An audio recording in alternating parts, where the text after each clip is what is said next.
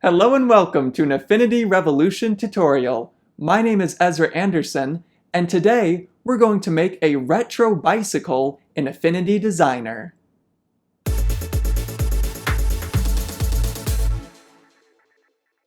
To make our retro bicycle, the first thing we're going to do is make one of the wheels. We'll start off by making the spokes for the wheel by using the star tool. To find the star tool, just click and hold on the triangle tool and then select Star Tool. Now while holding down Shift, click and drag to make a perfect star. By default, a star only has 5 points, but we're going to want many more than that for the spokes of our bicycle wheel. To increase the number of points, we can use the contextual toolbar. To get a better look at our star, I'm going to zoom in a little bit by pressing Command or Control+. I'm going to use this orange handle to make the inner circle of the star a little bit smaller. Or if you prefer, you can change the inner radius up in the contextual toolbar. Next, we're going to change the outer circle. You can see that the spokes of our bicycle wheel are coming to a very sharp point. This is because the outer circle is set to 0%. As we increase this number, the points will become less sharp. We don't want to make them too rounded though, so I'm going to change this to about 2 or 3%. You can see that all of the points on our star are now just slightly rounded. To finish up our bicycle spokes, we're going to change the color. I'm going to give mine a gold fill. I'll also select the stroke and turn it off. To make the rest of our bicycle wheel, we'll use the ellipse tool. Hold down Shift while clicking and dragging to make a perfect circle. Then I'm going to click on this arrow to switch the fill and stroke. Your circle should have a golden stroke and no fill. Then we can come over to the stroke panel and increase the stroke width. Then with the Move tool, we can resize and reposition the circle so it's exactly on the edges of the star. Just make sure that you have snapping turned on in the contextual toolbar. With our first bicycle wheel done, we can easily duplicate it to make the second wheel. While holding down Shift, I'm going to click on the other layer and then press Command or Control G to group them. Then I'll press Command or Control J to duplicate this group, and then I'll use the Move tool to resize and reposition the second wheel. Now it's time to create the frame for our bicycle.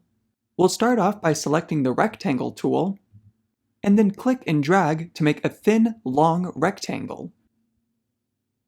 Right now our rectangle has a stroke and no fill.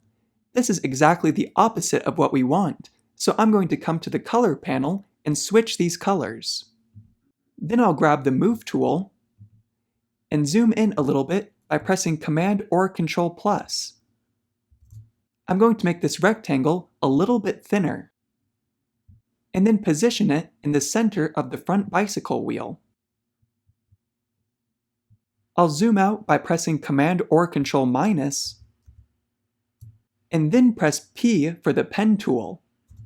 To make the rest of our frame, I'm going to click once inside this rectangle, and then click and drag on the small bicycle wheel right from its center point. Hold down Shift while clicking and dragging to make the two handles perfectly proportional. Right now our curve doesn't have a color, so I'm going to use the Color Picker tool to click and drag and select a color from the front bicycle wheel. Then I'll press on the sampled color to apply it to my curve. If you want to make the stroke a little bit thicker, just come back over to the Stroke panel and increase the width. Next, we're going to work on making the bicycle seat. We'll grab the Rectangle tool again, and make another thin, long rectangle. Using the Move tool, I'll resize and reposition this rectangle. To make the actual seat, we'll use the crescent tool. To find the crescent tool, just click and hold on the star tool, and then select Crescent tool.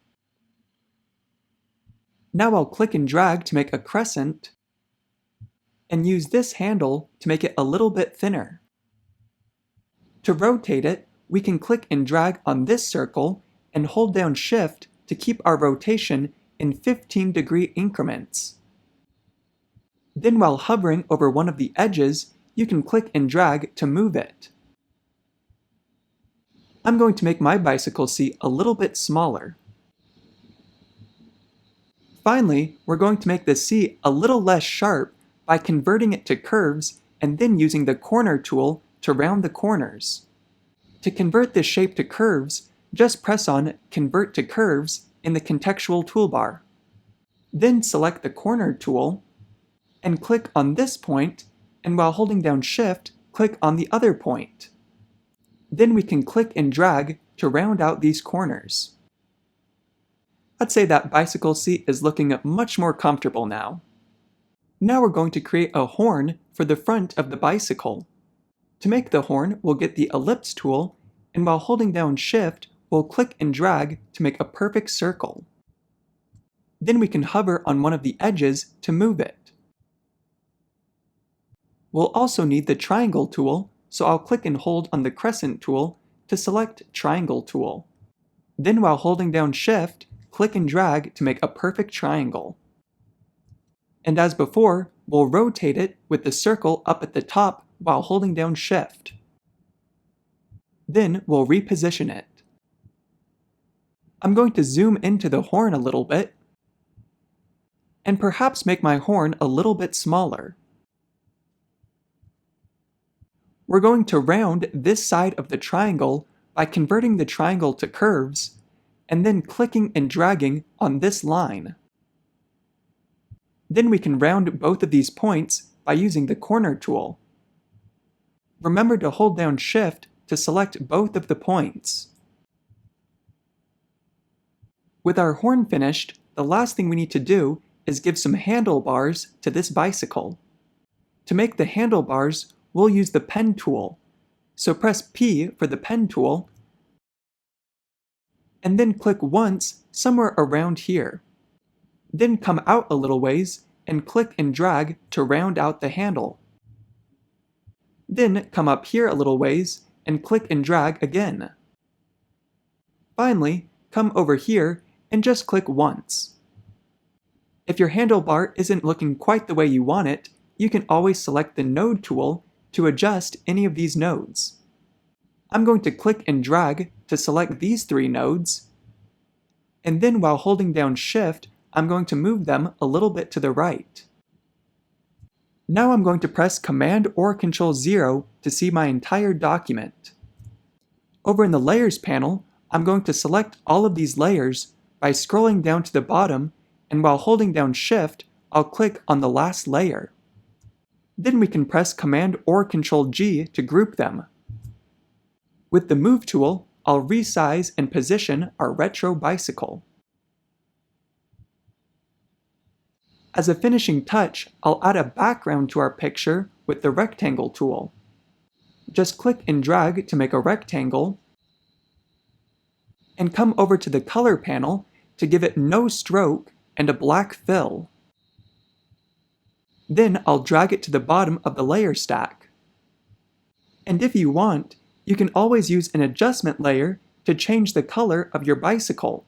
Just press Escape so you have no color selected, and then come to the Adjustments icon and select Brightness and Contrast. Now you can change how bright or contrasted your bicycle is. And there you have it. We've now finished our retro-style bicycle. Thanks for watching. I hope you enjoyed our retro bicycle tutorial. If you'd like to learn even more about Affinity Designer, I'll leave a link in the video description for our complete beginner's guide to this program. It shows you every tool and technique that you need to master this program. Once again, thanks for watching, and I'll see you next week for an Affinity Revolution tutorial.